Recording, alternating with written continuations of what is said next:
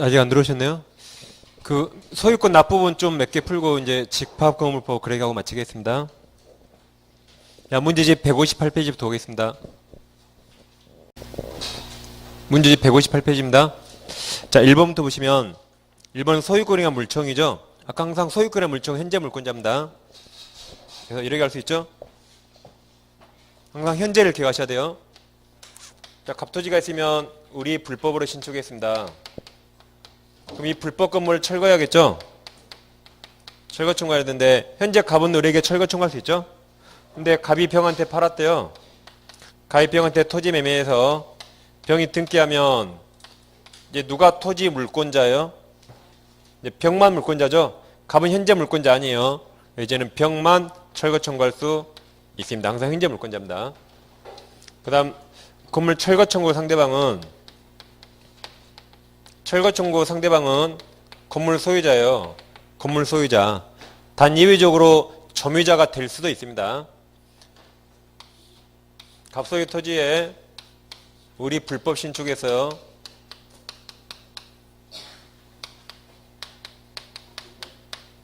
이 상태에서 병에게 임대했대요. 임대차. 병이 점유합니다. 그럼 병은 소유자가 아니죠? 그래서 갑은 건물 소유자에게 철거 청구해야 됩니다. 근데 이번에는 갑소유 토지에 우리 불법 신축에서요. 그럼 을은 소유권 보전 등기 해요, 안 해요? 건물 을소유죠? 을소유. 소유권 등기해요, 안 해요? 안 해야 정상이에요. 등기하려면 취득세 내야 돼요. 갑에게 들키면 철거당해야 되는데 뭐하러 취득세 내요? 안 해야 정상입니다. 이 상태에서 병한테 팔았습니다. 또 병도 등기 안 했어요. 근데 병은 점유를 하고 있다. 그럼 지금까지 을이 소유자죠? 을은 등기 없이 소유권 취득했습니다. 근데 법률행위인데 등기 안 했으니까 병은 소유자 아니죠. 그러더라도 병은 돈 주고 사서 점유하니까 소유자는 아니지만 법률상 사실상 처분권이 있어요. 즉 만약에 이 건물을 만약에 누가 철거한다면 을과 병 중에 누가 철거해야겠어요? 소유자가 철거합니까? 병은 돈 다 줬어요. 병은 당연히 병이 철거하겠죠. 만약 이때도 을이 철거한다 해버리면 병이 잠깐 여름 휴가 갔다 오니까 을이 철거하면 되겠습니까? 안 되겠죠. 당연히 얘가 철거해야 돼요. 그걸 법률상은 사실상 처분권이랍니다. 그래서 이때 갑은 병한테 철거 청구해야 됩니다. 그러니까 원래 철거 청구는 이렇게 소유자인데 예외적으로 소유자가 아닌 자도 될 수가 있어요. 그 다음 이제 퇴거 청구할 수 있는가. 퇴거. 갑토지에 우리 불법 신축했습니다.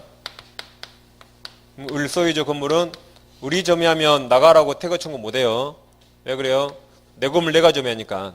갑은 철거 청구해야지 나가라고 퇴거 청구 못합니다.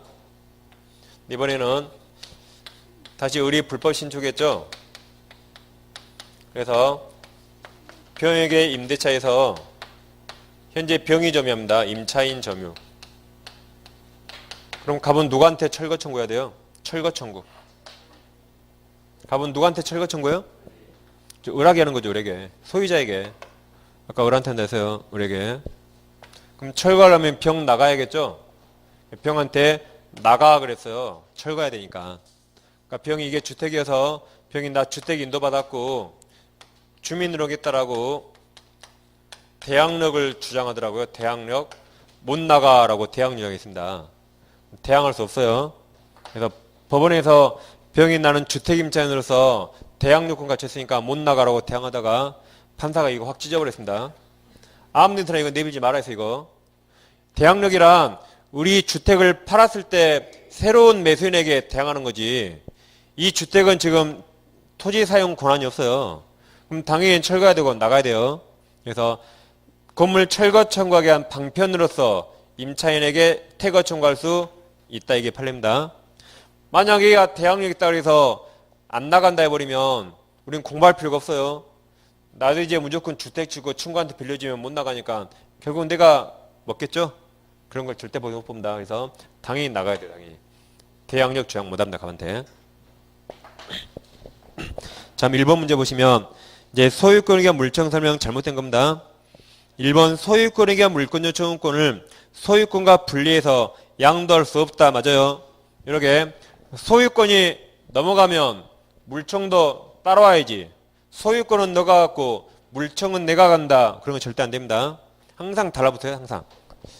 2번 갑소유 건물을 임차한 을이 임차기간 만료 후에도 정당한 사유 없이 점유하다가 이를 병에게 무단으로 전대해서 병이 그 건물에 거주하고 있는 경우 갑은 병 맞아요. 병에 대해서만 소유물 반환총 행사할 수 있을 뿐. 맞습니다. 아니 지금 그게 아니네요. 병에 대해서 할 수 있죠. 지금까 맞아요. 이게 병에 대해서 많이 틀렸네요. 병에 대해서 소유물 반환총 행사할 수 있고 다음 을에 대해서도 임대차 계약상 권리에 기초하는 건물 인도초용권 행사할 수 있다. 을한테도 행사할 수 있습니다. 앞부가 맞았는데 제가 약간 착각했습니다. 자, 을과 병만 보시면 우리 병한테 전대차 했죠? 을과 병만 보세요. 얘가 점유합니다. 그럼 얘가 직접점유자예요. 직접점유자. 을병 보시면 얘가 간접점유자죠?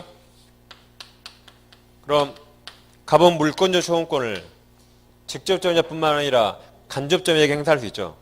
그러니까 간접점유자는 물청 상대방도 되고 물청 행사할 수 있죠. 그러니까 여기서 갑은 간접점유자 을한테도 나가라 할 수 있고 병한테도 나가라고 할 수 있습니다. 그래서 간접점유자는 물청 상대방 된다 이제 그런 말입니다. 근데 할 수 없다 해서 틀렸죠. 2번 뒷부분이 틀렸습니다.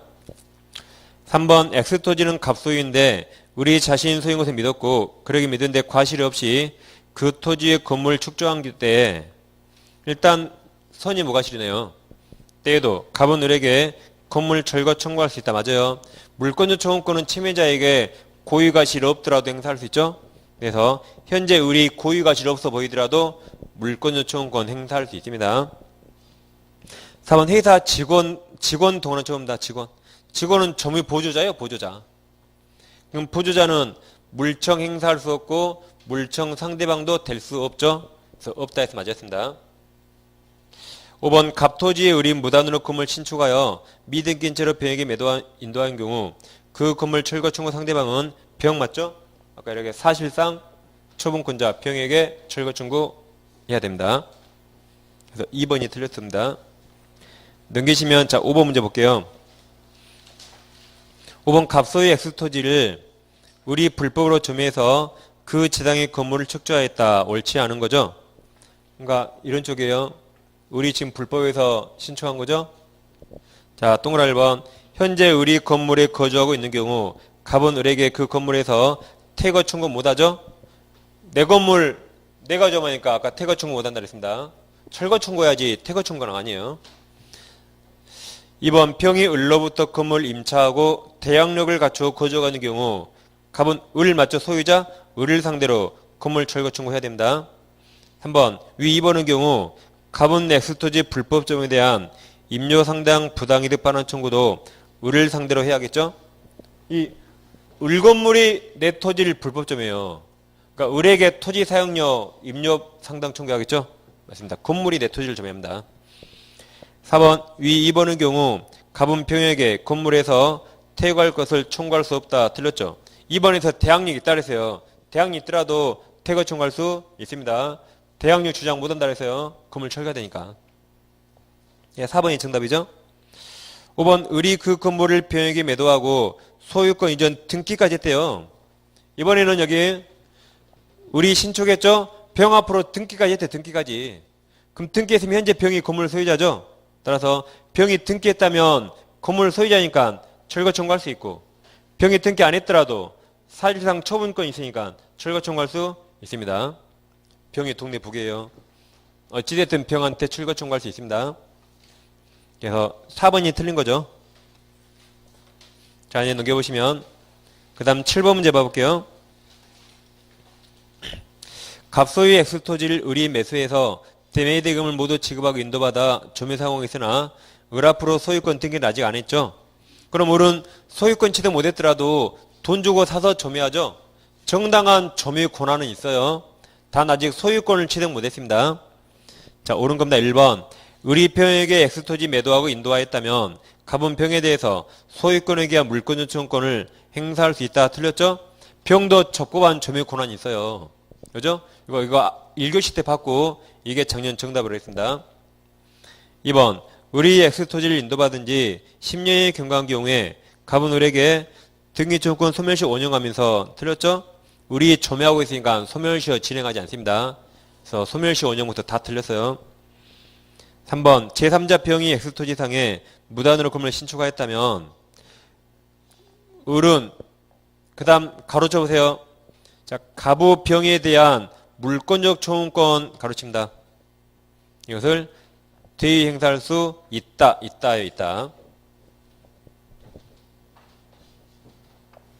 갑 토지를 을이 매수했죠. 근데 등기했어요, 안 했어요? 등기 안 했으니까 을은 아직 물권자 아니에요. 근데 병이 불법금을 신축하면 누가 이제 토지 물권자예요? 갑이 물권자죠? 갑이 물권자, 현재 물권자가 철거 청구할 수 있습니다. 그럼 을은 아직 소유권 취득 못했으니까 직접 철거 청구 못해요. 그러더라도 을은 갑한테 등기 청구권 있죠? 채권자로서 우리 갑을 대위해서는 철거 청구할 수 있습니다. 등기 안 했으니까 직접 못해요. 그렇지만 우리 갑을 대위해서는 물권 요청 행사할 수 있어요. 직접 못하지만 현재 물권자 아니니까. 그래서 대위할 수는 있습니다.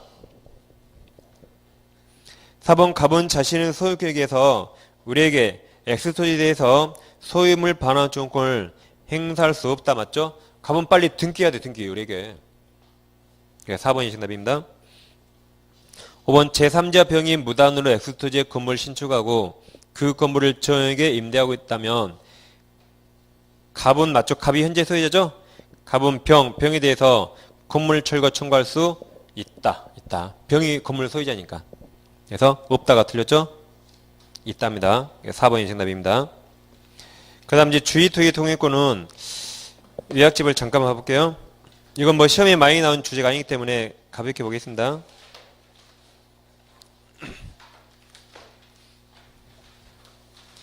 자, 요약집 82페이지 봐볼게요. 82페이지. 82페이지 상단에 219조 있습니까? 219조가 유상이에요, 유상. 다음 219조 밑에 220조가 있어요.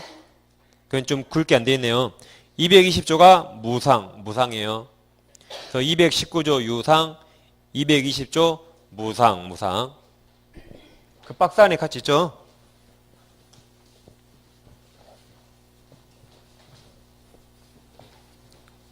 그럼 유상, 무상 이제 같이 해보겠습니다.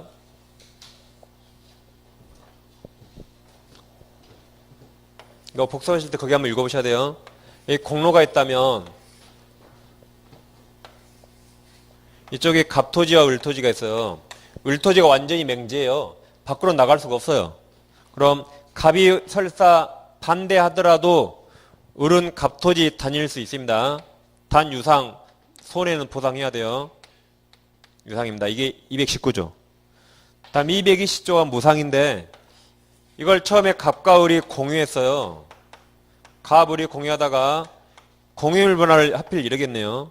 이렇게 갑, 을이 공유물 분할했다. 그래서 여기를 갑토지 을이 가졌다면 을은 여기 무상으로 그냥 다닐 수 있습니다. 무상. 이때는 무상이에요. 처음에 공유했으니까. 다음 두 번째로 이 갑이 전부 단독 소유였어요. 갑이 단독 소유. 그러다가 아랫부분만 을에게 팔았어요. 아랫부분만 갑이 을에게 매도했다. 윗부분은 갑이 갖겠죠? 그때 뭐 크게 다를 바 없어 보여 여기. 그래서 을은 무상으로 이렇게 갑토지를 다닐 수 있습니다. 그 다음 이건 이제 대부분 판례인데 아까는 처음에 전부가 을, 갑 단독 소유 한 필지였죠? 한 필지? 한 필지인데 이번엔 두 필지예요. 두 필지. 이쪽이 갑토지, 이쪽도 갑토지. 두 필지입니다. 두 필지. 그 중에 아랫부분만 을에게 팔았대요. 그럼 여기랑 크게 다를 바 없죠? 그래서 이때 을도 무상으로 갑토지 다닐 수 있습니다. 무상으로. 단 이 무상은 갑과 을 직접 당사자끼리만 무상입니다. 직접 당사자만. 을이 이걸 A한테 팔았다면 A는 유상 돈 내야 돼요. 이걸 B에게 팔았다면 을 돈 내야 돼요. 직접 분할 당사자끼리만 둘이만 무상이에요. 여기도 둘이만 무상. 누구한테 팔면 다 유상으로 바뀝니다. 그런 식으로 그 법정을 한번 읽어보면 되겠습니다. 그럼 자, 문제집 보시면 문제집 자 18번 문제 보겠습니다. 8번은 주의토지 통행 설명 옳지 않은 거죠. 1번 주의토지 통행권은 주의토지를 통행 또는 통로를 하지 않으면 공로에 치료할 수 없는 경우뿐만 아니라 과다한 비용을 요하는 경우, 이렇게 헬기 타고 날아다녀야 돼요. 헬기 타고. 그때도 인정됩니다. 2번 주의토지 통행권자는 통행권 범위 내에서 자기 부담으로 통행지에 돌계단을 조성하거나 포장하는 방법으로 통로 개설할 수 있어요. 그럼 값도 유리하죠? 값도 유리하잖아요. 3번 주의토지 통행권자는 을이죠? 을이 통행지의 소재 갑에 대해서 통행권에 의해서 토지 인도 청구할 수 있다. 잠깐 다니라니까 이제 아이로 토지를 내놓으래요. 미쳤죠? 없습니다. 잠깐 다니게 내버려두더니 토지를 내놓으래 이제. 완전 미쳤죠? 4번 주의토지 통행권자가 통행지를 통행함에 그치지 않고 이를 필타적으로 점유하고 있다면 잠깐 다니라 그랬더니 아예 여기서 을이 집 짓고 살아. 여기서 아예 을이 집 짓고 산대요. 그럼 갑은 토지 반환 청구하겠죠? 그 다음 통행지 소유자 갑은 주의토지 통행권자 을에 대해서 토지 인도 청구하겠죠? 맞습니다. 5번 주의토지 통행권자가 통행지 소유자 갑에게 손해를 보상할 의무를 지는 경우 유상이죠? 그 보상 의무를 이행하지 않더라도 통행권 자체가 소멸한 거 아닙니다. 이건 채권관계라 나중에 주면 돼요. 바로 소멸시켜서 쓴다. 이게 안전이 맹지니까. 그래서 3번이 정답입니다. 넘겨보시면 이제 166페이지 15번 한번 해볼게요. 166페이지 15번. 이제 틀린 건데 1번은 안 봐도 돼. X.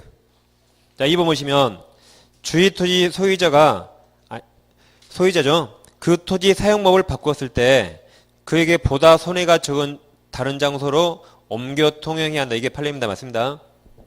갑이 집을 이쪽에 졌거든요. 그래서 이쪽으로 다녔어. 이쪽으로. 근데 갑이 집을 이쪽으로 옮겼대요. 그럼 당연히 을은 갑에게 손해가 적은 방법으로 그때 이렇게 다녀야겠죠? 갑에게 손해가 적은 방법으로. 당연합니다. 내 땅 아니니까 조심히 다녀야 돼요. 그래서 2번은 맞습니다. 3번, 4번 묶으셔서 3번 토지 분할 등으로 인한 무상 주의 통행권은 포위된 토지 또는 피통행의 특정 승계인에게 인정한대요. 이렇게 팔면 매수인 다 유상이에요. 유상. 4번 위 3번의 경우 무상 통행권에 기해서 이미 통로를 개설해 놓은 다음 특정 승계가 이루어졌다면 그럼 유상이에요. 유상. 무상 통행권도 함께 승계 틀렸어요. 이렇게 아무튼 팔면 무조건 유상이에요. 직접 당사자끼리만 무상입니다. 5번 1단으로 되어 있던 동일인 소유 수필지 토지 중 여기죠. 1단 한 무리로 있는 동일인 소유 수필지 토지 중 수필지 일부 필지가 양도된 경우에 무상 맞죠? 이때도 무상이 인정됩니다. 이건 판례입니다. 그래서 여기까지 보시고 이제 다음 주에 그 문제 풀어오시면 되겠습니다. 문제 다 받으셨죠? 자, 이제 집합권을 잠깐만 하겠습니다. 자, 요약집 181페이지 봐보세요. 요약집 181페이지.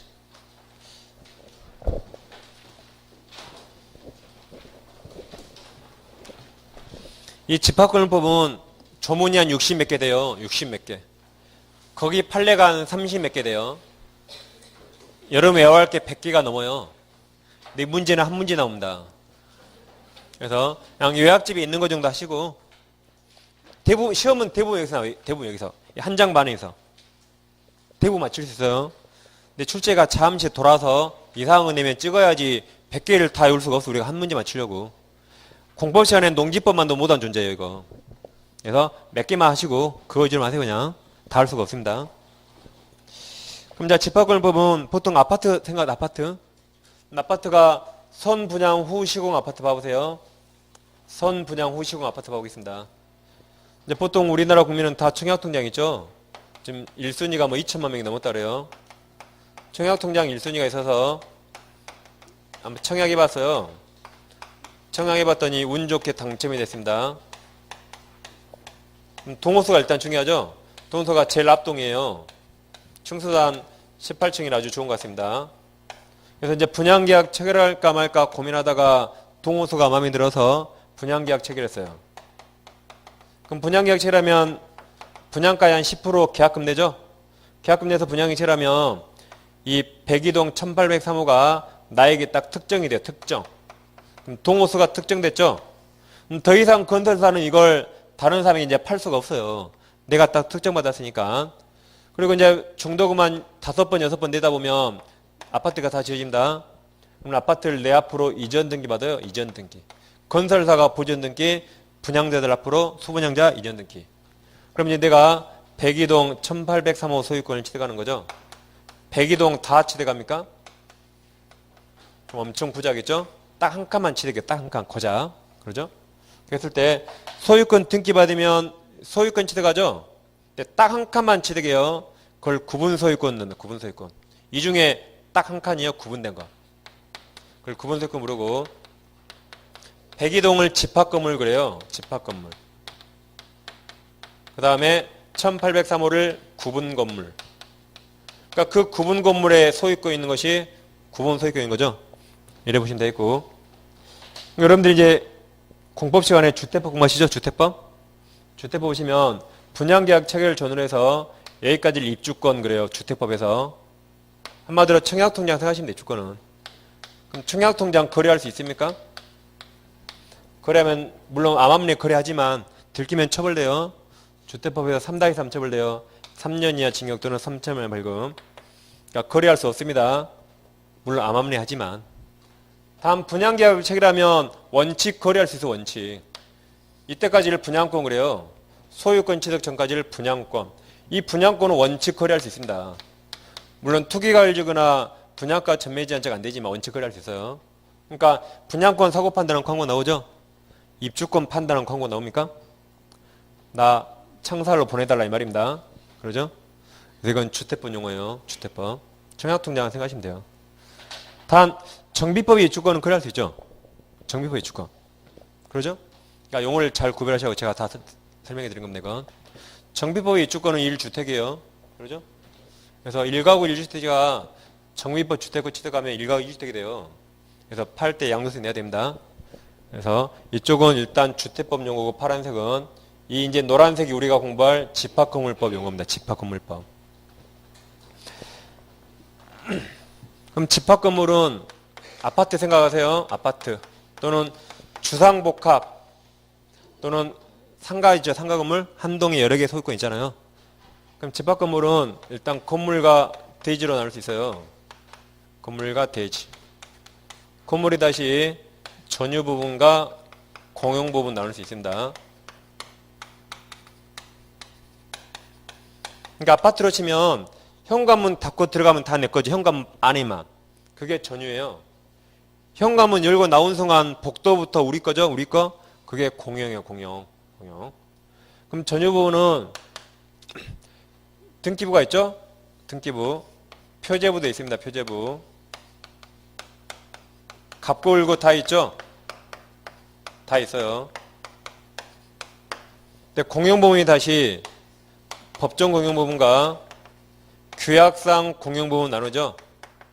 법정 공용 부분은 누가 봐도 공용인 거, 공용. 복도계는 엘리베이터 그런 것들. 그럼 복도 등기합니까? 이건 아예 등기부 없어요. 이건. 근데 규약상 공용 부분은 원래 전유가 될 수 있지만 아파트 주민들이 약속으로 공용으로 만든 겁니다. 그럼 누가 팔아먹을지 모르니까 표제부에 공용이란 취지를 등기해야 돼요. 이건 갑골고 없습니다. 여기에 공용이란 취지를 등기해야 돼요. 등기. 근데 법정은 공용이란 취지 등기할 필요 없어요. 등기도 못합니다. 이렇게 일단 건물과 대지 나누시면 돼요. 그럼 대지는 전유입니까? 공용입니까? 대지? 대지는 전유의 공용이에요? 아무것도 아니에요. 그냥 대지예요. 건물만 전유와 공용이라니까 건물만? 그러니까 대지는 나중에 대지 사용권이 따로 생겨 있다. 개념이. 써놨잖아요. 건물만 이렇게 나눈다고, 건물만. 그러죠? 그럼 만약에 아파트 내가 34평 있다면, 34평. 다 34평이 전유입니까? 한 28평이나 29평이나 전유고, 나머지 6평 어디 있어요? 여기 있는 거, 여기. 6평은. 그러죠? 그 중에 이제 복도계단 엘리베이터 지분도 있고, 계약상 공용 부분이 원래 전유가 될 수 있지만, 약속으로 공용으로 만든 거죠? 그게 무슨 노인정이라든가, 뭐 관리사무실, 이런 것들이죠? 자, 그럼 이 공용 부분은 구분 소유자들의 공유예요, 공유. 다시 구분 소유자들의 공유예요, 공유. 아파트 소유자들의 공유예요, 공유. 공유니까 지분이 있겠죠. 그래서 면적이 크면 지분이 커요. 면적이 적으면, 평수가 적으면 지분 적겠죠. 공유입니다. 단, 이건 공유지만 민법 공유랑 큰 차이점이 두 개예요. 민법 공유는 언제나 분할 청구할 수 있죠. 근데 복도 계단 엘리베이터 분할할 수 있습니까? 말도 안 되죠? 절대 분할 청구 못 해요. 그러겠죠? 복도를 딱 나눕니까? 그러면 땜발로 뜯고 다녀야 돼요? 안 되죠? 안 됩니다. 모의고사 나와요, 정답. 그 다음에 이 공용 부분은 민법 공유와 다른 게 이건 지분 비율로 공용 부분을 사용하는 거 아닙니다. 용도에 따라 자유롭게 사용해요. 용도에 따라서. 이게 또 민법 공유와 다릅니다. 민법 공유는 공임을 전부를 지분 비율로 사용하는데 이 집합 건물에서는 이걸 용도에 따라 자유롭게 사용해요. 용도. 만약에 이것도 민법처럼 지분 비율에 사용한다 해버리면 큰일 납니다.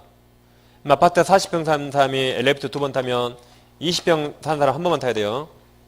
말도 안 되죠? 그죠? 노인정.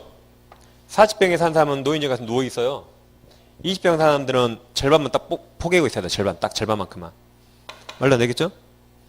50평 사는 사람은 다리 쫙 펴고 있고 말도 안 돼요. 퇴근자로. 그래서 용도에 따라 사용하는 거지 지분별 아닙니다.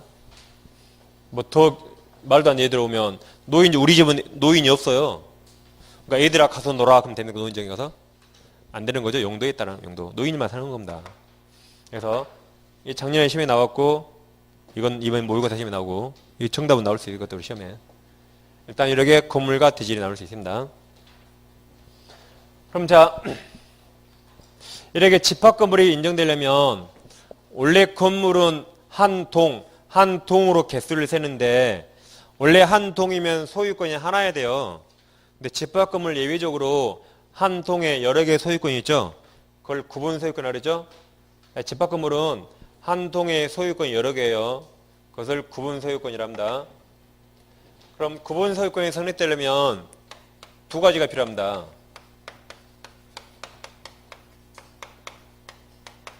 이건 객관적으로 따져요. 먼저 구조상, 이용상 독립성이 있어야 돼요.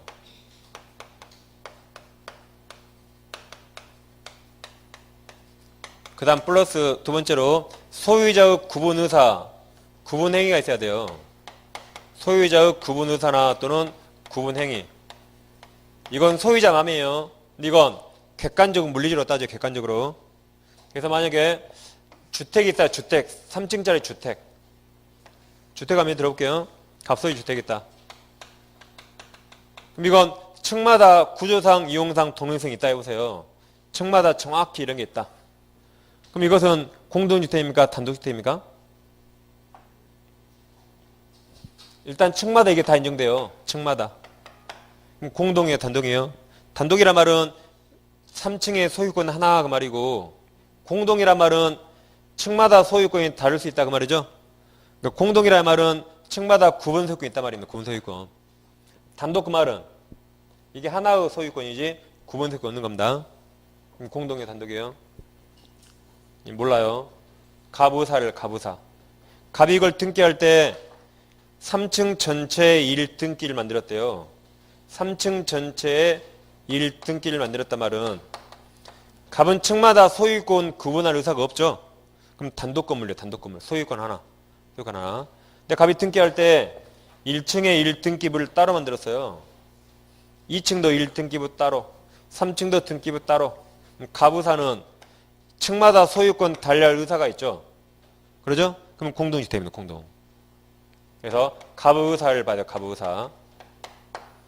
그래서 원칙적으로 갑의 의사를 봐야 되는데 과거 판례는 이렇게 갑이 건축물 대장이 올릴 때 집합 건물인가 단독인가 올릴 수 있죠. 건축물 대장이나 이 등기를 보고 판단했어요. 다시 이걸 보고 판단해서 옛날 과거 판례는 대장이 어떻게 올린가 등기를 어떻게 하는가 그걸 보고 판단했습니다. 근데 변경된 판례는 그렇지 않아요. 변경된 판례는 이제 건물을 지은 다음에 보통 이렇게 있죠. 건물 제일 처음에 건축 허가를 받아요. 건축 허가. 그 다음에 이제 공사를 착공하겠죠. 건물이 다 완공되면 사용 승인, 사용 준공 이상이 떨어져요.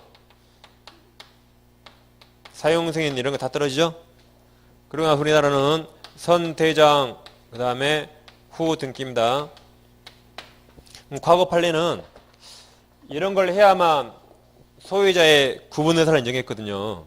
근데 변경된 판례 하면 건축 허가 신청할 때나 이때 분양계약을 이미 체결하고 있다. 그러면 이때 이미 구분사 인정해버립니다.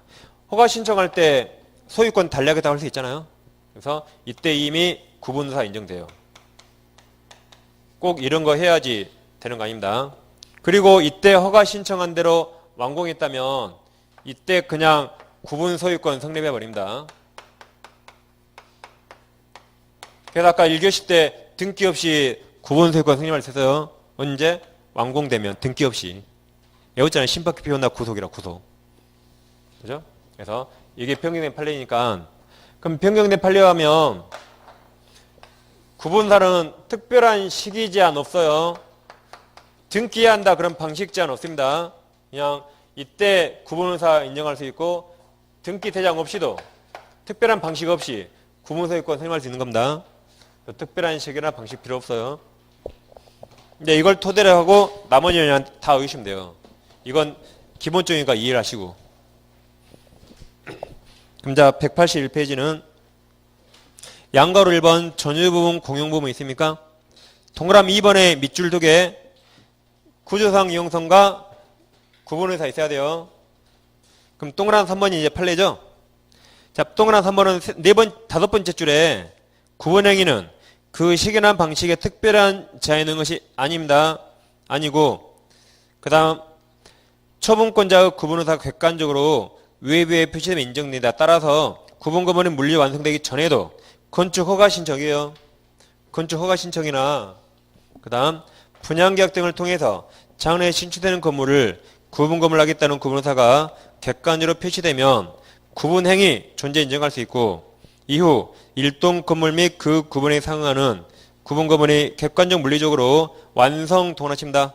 완성되면 아직 그 건물이 건축물 대장에 등록되거나 구분건물로서 등기부에 등기되지 않더라도 그 시점이 언제요?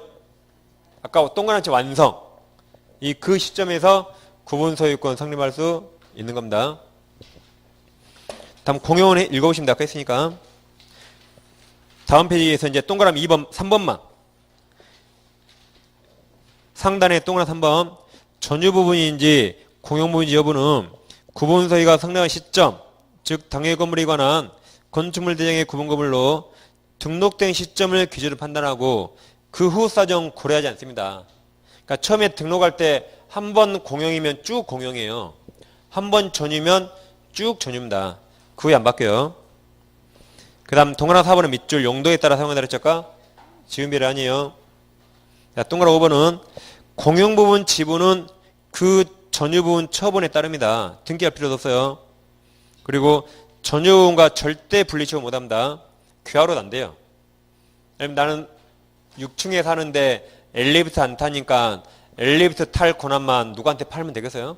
말도 안 되죠? 공용 부분 지분은 전유 부분과 딱 달라붙어 있습니다. 네, 양가로 2번 대지사용권 달라요.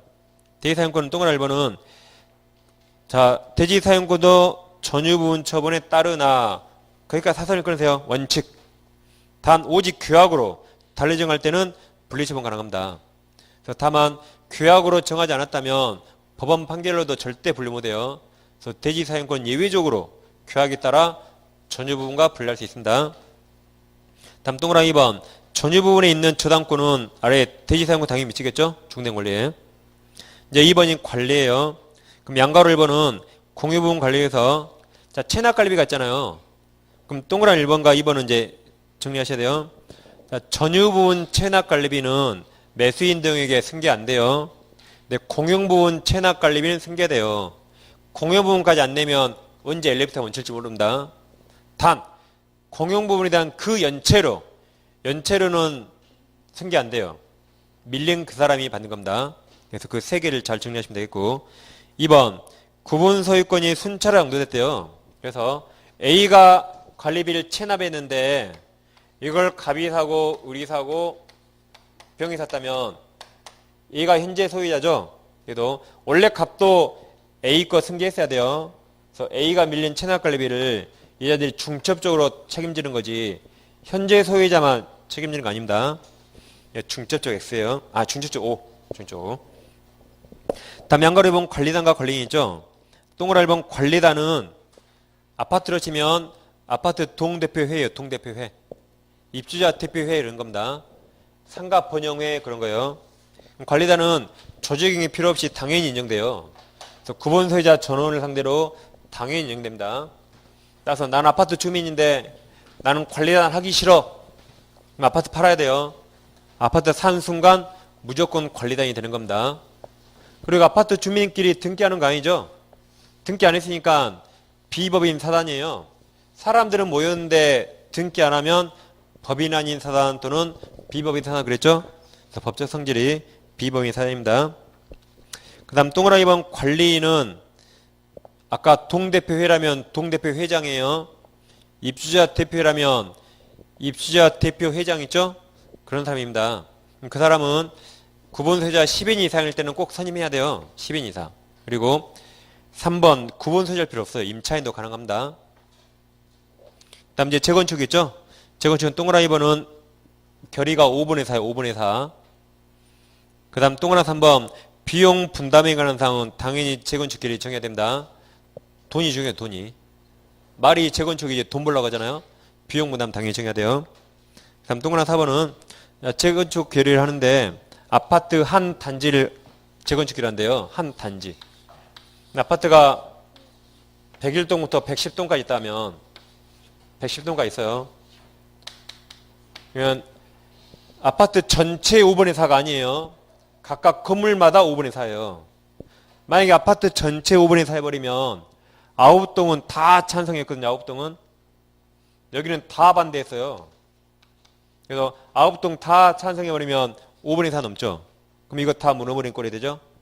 그래서 안 되겠죠. 그래서 각 건물마다 5분의 4. 여기도 5분의 4, 5분의 4, 5분의 4, 4 어디야 돼요? 각 건물마다 5분의 4씩. 그래서 그 4번의 두 번째 밑줄 있죠? 각 건물마다 합니다. 건물마다 있어야 한다 그랬죠? 따라서 보시면 다른 동에서는 결의에 착수한 바 없더라도 정족수가 충족된 일부 건물 구분소유자 중 결의에 찬성한 구분소유자 등은 결의에 찬성하지 않은 구분소유자에서 매도 초용권, 즉 팔고 나가라 행사할 수 있어요. 여기는 5분의 4 결의 다 끝났어요. 여기는 아직 결의에 착수도 안 했대요. 여기 착수까지 기다리면 시간 엄청 오래 걸립니다. 그래서 5분의 4가 미리 끝난 통은 반대자한테 팔고 나가라고 미리 매도 청구할 수 있습니다. 그래야 빨리빨리 진행되겠죠. 이거 다 끝날 때까지 언제 다 기다려요.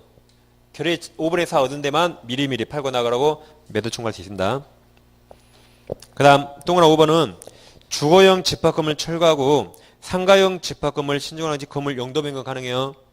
즉 아파트 다 무너버리고 동대문처럼 쇼핑몰 지은다 가능합니다. 합의만 되면.